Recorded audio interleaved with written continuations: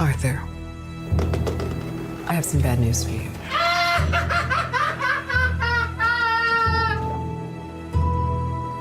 This is the last time we'll be meeting. You don't listen, do you? You just ask the same questions every week. How's your job? Are you having any negative thoughts? All I have are negative thoughts. Murray, one small thing. Yeah. When you bring me out, can you introduce me as Joker?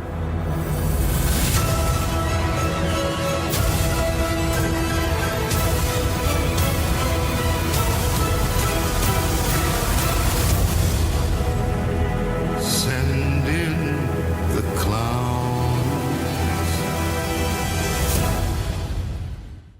All right, guys, welcome back to Dingo Reviews. Today we're going to be doing a spoiler-free review of Joker. My name's Chad. And this is Jeremy. All right, guys, just to kind of give you a little bit of tidbits, we did want to have this review out to you guys last week. We ran into some technical difficulties, so we're going to get it out to you this week. Yeah, we were going to do a spoiler version where we went in depth, but it just didn't work. Let us know in the comments if you think you'd like a spoiler version or an in-depth review where we analyze everything. If you think that'd be good, we'll do it for you then. Absolutely. All right, so Jared, let's get into the Joker then. So this is directed by Todd Philips, obviously starring the great Joaquin Phoenix. Also has Robert De Niro, Zazie Beetz, and then kind of give us a synopsis on the film. Yeah, it's, the preview shows it all, but it's basically the story of Arthur Fleck, a down on his luck, mentally unstable man. He works as a clown and aspires to be a comedian in Gotham.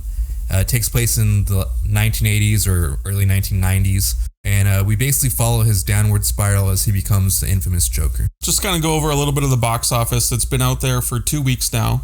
The first weekend, it actually had the highest October box office record at about 96 million.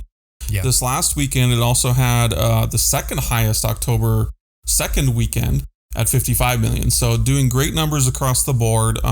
Seems like a lot of people are interested to check this movie out, which, very good reason. It's a good movie. Yeah, I agree. I'm not surprised by the box office numbers. I know a lot of projections were that this movie was going to tank at the box office. I knew that it just being in the DC realm, it's gonna bring people in. Right.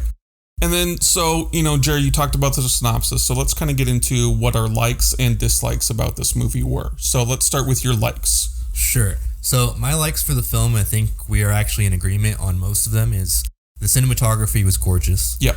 The score was brilliant. Yep. The acting was carried by Joaquin Phoenix. Carried by him. Yes, correct. This was a powerhouse performance by Joaquin Phoenix. Right. And it kind of goes back to what we talked about a few weeks ago with Ad Astra, where that was Brad Pitt's movie. 100%. This is definitely Joaquin Phoenix movie. And I think without him, it's maybe not as good. Right. And I will say to that point, I know that's a major criticism of yours. The truth is, though, is that they did get him. So there are several movies in film history where if it didn't get a certain cast, it wouldn't work. Correct. Right. And agreed on that part. I think for me, likes as well. Obviously, Joaquin Phoenix. Cinematography, score, excellent. I think Todd Phillips did a great direction on the overall aesthetic of the film. Yes. He committed to a vision, which I admire. Yeah, I absolutely like that. Any other likes that you have specifically for Joker? I will say on second thinking about it, what I did miss in our previous attempt at this review was that there was a lot of symbolism in it that, you may not notice up front, but I think on several viewings, you'd be like, oh, wow, there's a lot of symbols. Yeah. And I think you're right on that. There are, we talked about this at length the first time we did this, and there's a lot to delve into this movie. And, if you're doing a full analysis on it, you could talk literally for hours and hours on end about this movie. Yeah, and I will say that is what I think makes it a film that is worth seeing, is that there's a lot of substance to it, despite what people may say about it. And there are definitely some critiques of it as well. Right. So let's get into that, Jared. Tell me about some of your critiques or dislikes so far. Sure. I do think that despite how strong the movie is, it didn't hit perfection, although I admire that it reached for it. It did miss a few beats. It did have a few moments where I thought, if they're going to go for art house sort of psycho killer movie, should have held tension longer. it definitely had some weak acting in comparison to Joaquin Phoenix. Right. Right. I think, his love interest, Zazie Beetz, she could have done a little more. The script didn't give her a lot to do. That's true. And I agree with that. That's one of my dislikes as well. Not only Zazie Beetz' character, but Robert De Niro's character as well. Yep.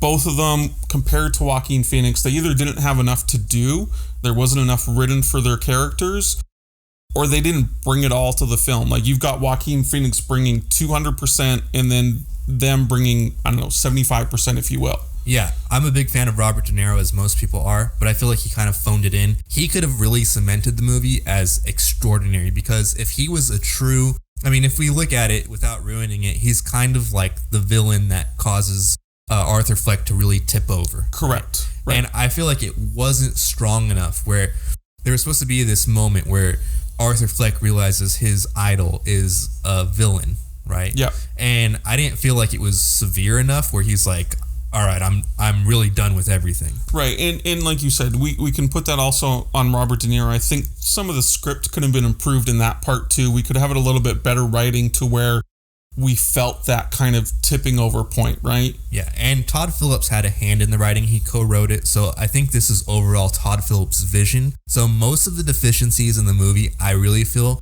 can be given to Todd Phillips. Yes. With that, I do want to give him his props, because I know a lot of people are saying, hey, he's only done The Hangover, but he's also done War Dogs, which if you haven't seen that movie, give it a chance, because it is amazing. Right.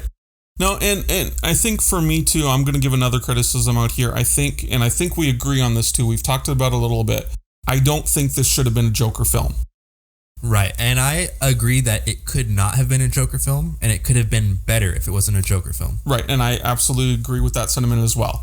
However, I think we're both in agreement that the studio, Todd Phillips, everybody involved recognized it needed to be a Joker film to kind of give it the production that was warranted for it. Obviously, we've seen from the box office results, if it weren't a Joker film, it wouldn't have hit those numbers for sure. No way. It wouldn't have even gotten out of Venice. It would have won that film festival as it did, but I don't think anybody would have even watched in theaters. Right. So, Jared, we talked about likes, dislikes. Let's talk about our Dingo score, whether our viewers, listeners should see it in a theater, wait for it, whatever that may be. So let's start with your Dingo score. Okay, my Dingo score is a 9 out of 10. As I said with Ad Astra, I admire that it reached for something greater than what most films are doing. However, it did miss a few beats that were just short of perfection for me. Right. And Jared, I've been thinking about this. This film sits on your brain for a couple days after you've seen it. It does. I originally gave it a 7. I think I'm going to increase that to like a 7.5 or an 8. Okay. I do think Joaquin Phoenix completely, carried this film. And I had some issues originally that the supporting actors and the film didn't really carry itself aside from Joaquin Phoenix. Like you said, though, there are other films throughout history. If you take that actor out, it's not that film. Right. And he's in the film, so we got to judge it based off that, right? So I'm going to give it like a 7.5, 8. We don't really have in-between scores, so it's somewhere in there. We'll figure it out. I do definitely recommend people see this in a theater for sure. Okay, cool. And I do as well. I will say definitely make sure that if you have kids will not even enjoy this. I did see somebody bring in a 7-year-old, which kind of bothered me. Don't do that. But you will enjoy it if you're a more mature viewer who has a open view or you're open to the film. I think a lot of people will dislike it if they're expecting action. Other than that, I'll say everyone should see it because this is going to be talked about for months and months. Right. And, a couple things along with your enjoyment, if our viewers, listeners have enjoyed, for example, American Psycho, yes, Taxi Driver, King of Comedy, some of those films like that, you will enjoy this film. Yeah, it's a dark movie, so don't be looking for a happy-go-lucky superhero movie. Right. Absolutely. Absolutely. All right, guys. Well, with that is our Joker review. Make sure you check us out. Follow us on YouTube. Follow us on all of our social media. We're also on Spotify, iTunes, and Stitcher. Make sure you're following us. Leave any comments in the box below.